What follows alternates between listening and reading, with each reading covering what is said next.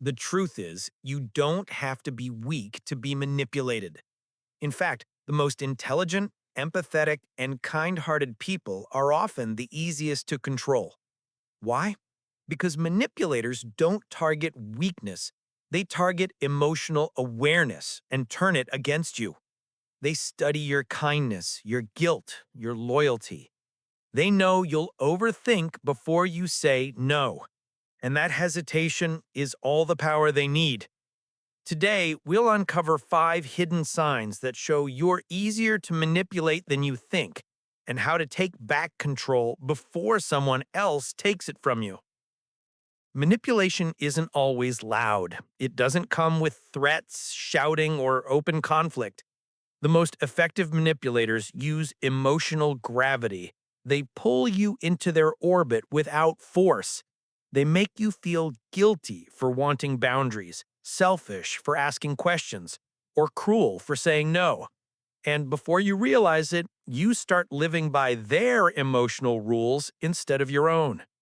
Some people manipulate unintentionally. They just repeat what once worked for them. But others, they do it consciously. It's a strategy to make you doubt yourself so they can decide for you. Let's start with the first sign. 1. You're terrified of disappointing people. This is the classic foundation of emotional control. If the idea of letting someone down makes your stomach tighten, congratulations, you're a perfect target. You over-apologize, you over-explain, you over-give. You say yes when every part of you wants to say no. Because deep down, you equate disagreement with rejection. Manipulators love this trait. They use subtle guilt phrases like, I thought you were different. You're not like the others, right? It sounds harmless, but it's a psychological hook. They plant an image of themselves as the good judge, and you start working to protect their opinion of you. Over time, you stop asking, what do I want? And start asking, what do they expect? The result? Your self-worth becomes a performance, written, directed, and reviewed by someone else. The Stoic countermove. Every time you fear disappointing someone, ask, who will I disappoint more, them or myself? Choose yourself every single time, because guilt fades faster than regret. 2. You feel responsible for other people's emotions. You see someone angry and you immediately assume you caused it. You notice sadness and you rush to fix it. It's not compassion, it's emotional hyper-responsibility. And manipulators love it because it saves them the effort of managing their own emotions. All they have to do is sigh, look disappointed, or say, I guess you don't care. Suddenly, you're scrambling to prove your love, your loyalty, your empathy, even when you've done nothing wrong. Here's the brutal truth. You are not responsible for the weather inside someone else's head. Their sadness, anger, or frustration are theirs to process, not yours to carry. A healthy person shares emotions to connect. A manipulator shares emotions to control. The Stoic countermove. When someone tries to guilt you into action, remind yourself, I didn't cause their emotion and I can't cure it. Real empathy means listening, not surrendering your boundaries. 3. You apologize too often. I'm sorry if that bothered you. Sorry, I didn't mean to upset you. Sorry for taking your time. You think you're being polite, but you're actually teaching the world a dangerous lesson that you'll take the blame to keep the peace. To a manipulator, that's gold. Because if guilt controls you, they only need to act offended to win. Soon, you're apologizing not for mistakes, but for existing. You feel like your opinions are intrusions, your needs are demands, your presence is a burden. And once you believe that, you stop defending yourself entirely. The scariest part? Manipulators don't even need to convince you anymore. You start doing it to yourself. The Stoic countermove?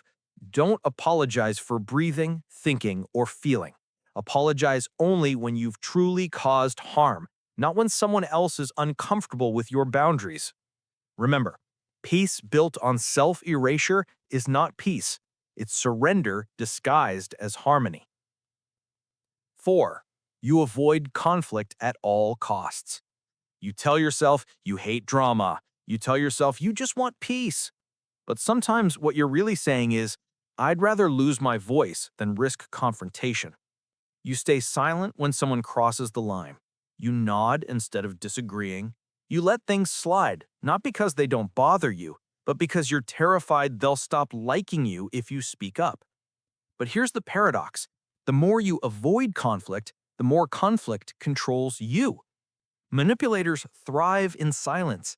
Every time you choose peace over honesty, they learn one thing, that your boundaries are negotiable. They'll keep pushing, softly, consistently, until just this once becomes every time. And by the time you realize it, you're no longer agreeing to keep peace. You're agreeing to keep them comfortable at your expense. The Stoic countermove? Redefine peace. True peace isn't the absence of tension, it's the presence of self-respect. You don't have to raise your voice to set a boundary.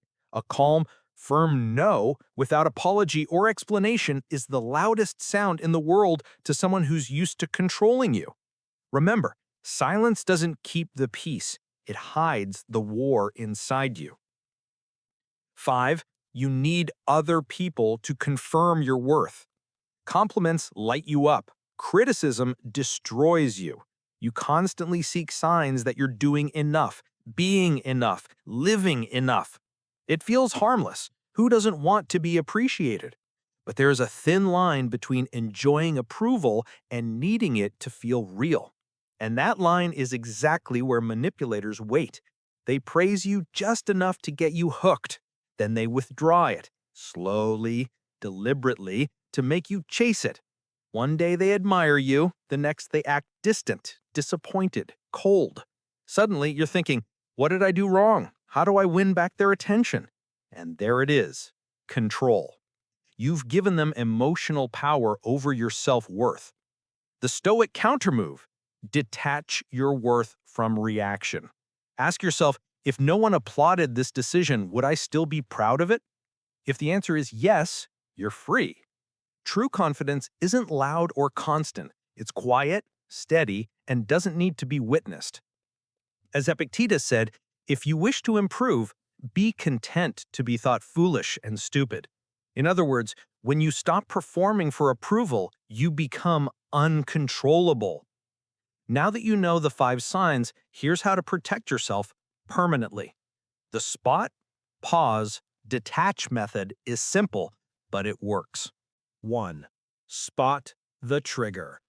Notice the moment your emotion spikes: guilt, fear, shame, or the urge to please. That's the signal you're being manipulated, because healthy people don't make you feel smaller to get what they want. 2. Pause your reaction. Don't respond in the moment.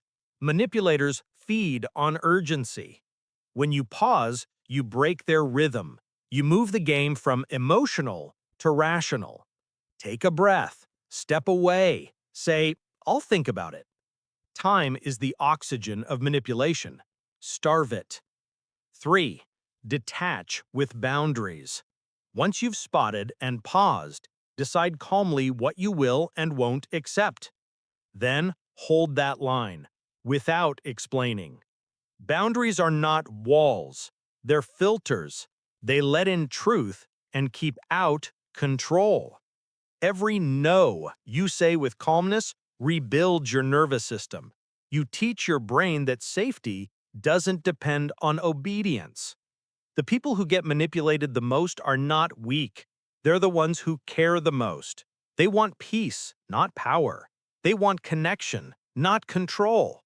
But caring without boundaries turns kindness into currency, and manipulators always know the exchange rate.